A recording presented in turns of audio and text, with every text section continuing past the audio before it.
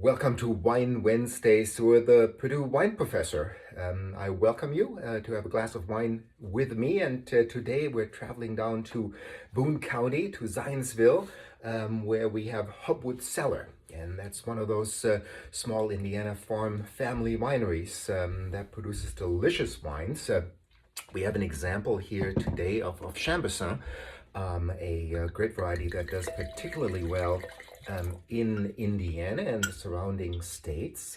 Here you see this beautiful label from Hopwood Cellars. Ron Hopwood has been making wines for decades now. A fantastic winemaker. There's a beautiful, well-balanced red wine. Touch of sweetness there, great acidity. But we also have some wonderful strawberry aromas, cherry aromas, a little cotton candy actually there. Really a fantastic wine, goes to a lot of different foods that you can try. And Chambourcin is one of those varieties I have in my front yard. And if you look at how the grape season has evolved so far, you see a little cluster of grapes here. And this is what we call veraison. The grapes are going through veraison through the beginning of ripening, and you see this cluster of grapes that eventually will be all dark in color.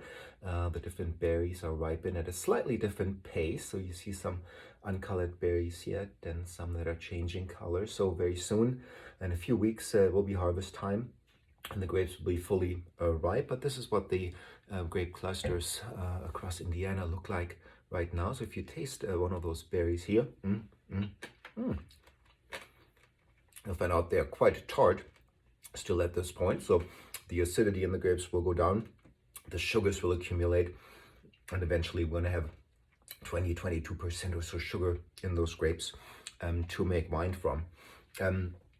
Hopwood Cellars is open. They're available for limited tastings. You can pick up wine there, you can carry it out, you can order it, pick it up curbside.